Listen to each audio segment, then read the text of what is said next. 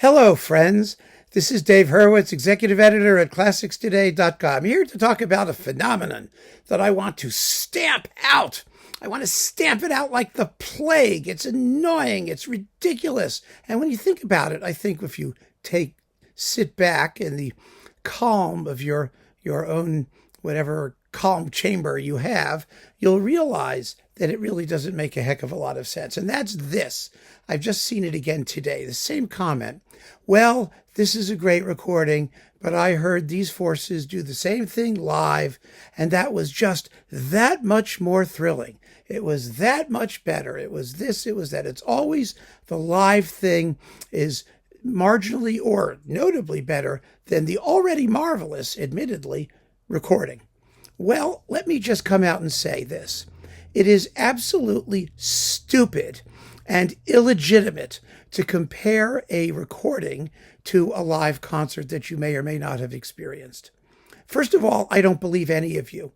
I don't believe anyone who tells me that, because I don't accept anyone's opinion about a live performance that I haven't heard, that I wasn't there. None of us were there. So we don't have any basis for comparison. We can't independently verify anything. All we know is that you went somewhere one day and you had a fabulous time. And I'm really glad that you did. I think it's marvelous that you had a fabulous time. That doesn't mean it was a great performance. That doesn't mean it was better than another performance, which has been documented for all time on a recording, which we can all listen to and share. I just don't buy it. And I don't buy it because I have had enough experience of these things in my own life where let me put it to you this way. I love going to concerts. I mean, I don't go to them that much anymore, to be honest with you, because I just don't have time. It's kind of a schlep. But when I do go, even if the performance just sucks, I have a great time. I mean, the sound of the symphony orchestra in a decent hall with an audience is one of the most thrilling things known to mankind, in my opinion. And just the experience of going, the effort of going, the money you spend going, the time you invest going, everything that you do, the energy that you expend in getting there and then sitting there focused and concentrated for a couple of hours. I mean, it's an entirely different experience than what happens when you listen to a recording.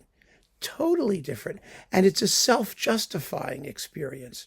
In other words, you're not going to say, I went to see this thing and, oh, I hated it. Everything was horrible. I mean, you may see an absolutely abysmal performance and you may walk out totally disillusioned. I have actually walked out on 2 concerts in my entire life because they were just so revolting. I literally could not sit through them.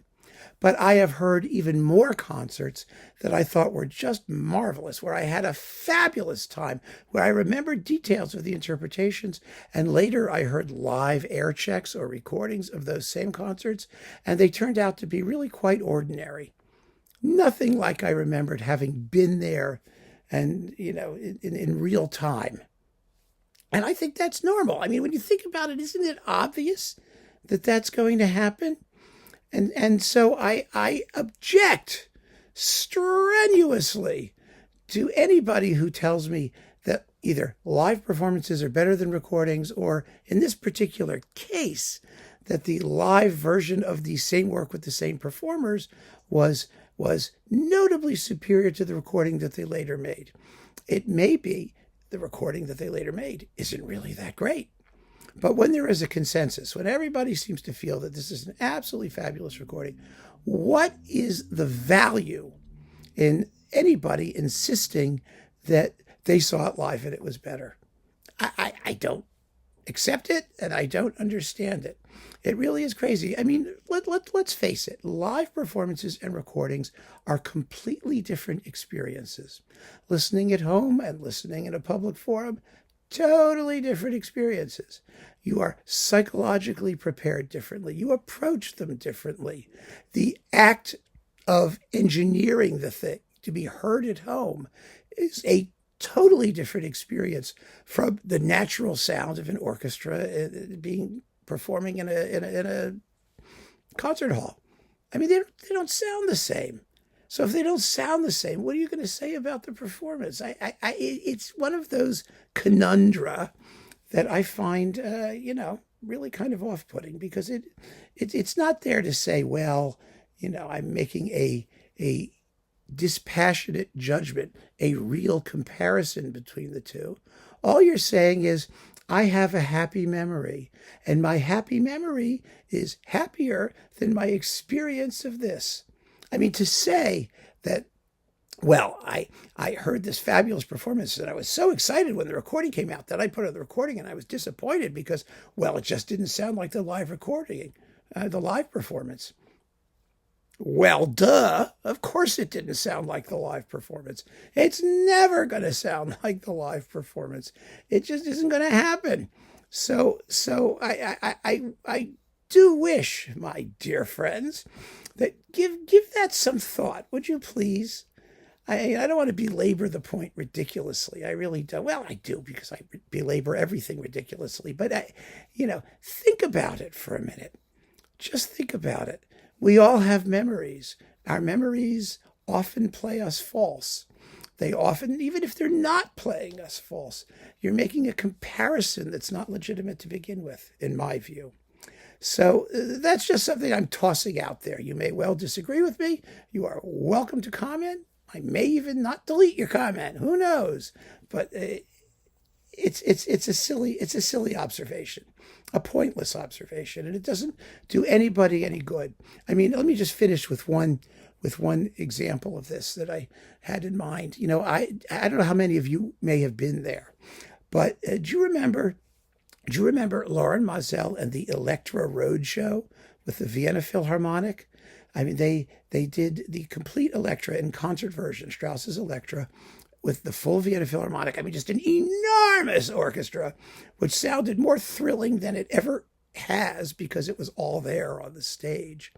I remember at this performance at Carnegie Hall, Eva Marton was Elektra, and the lights went out in the violin section at one point, but they just kept playing. All their stand lights just flickered off and on, and everybody gasped.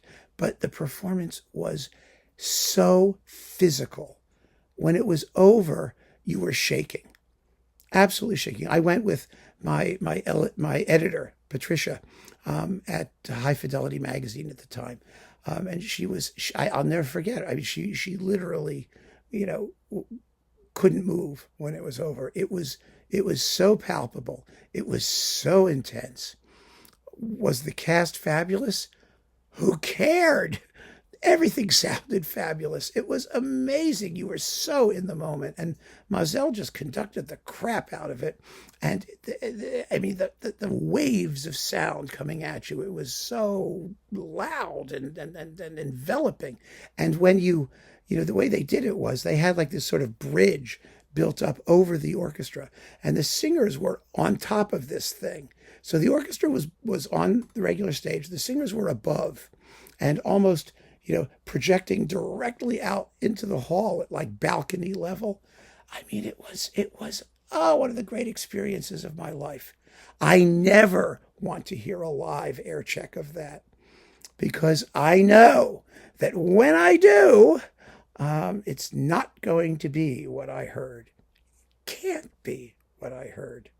So I look to other experiences when I listen to recordings, and I try and take them on their own terms. And all I'm suggesting is that we should do the same. So keep on listening, friends. Thanks so much for joining me. Take care.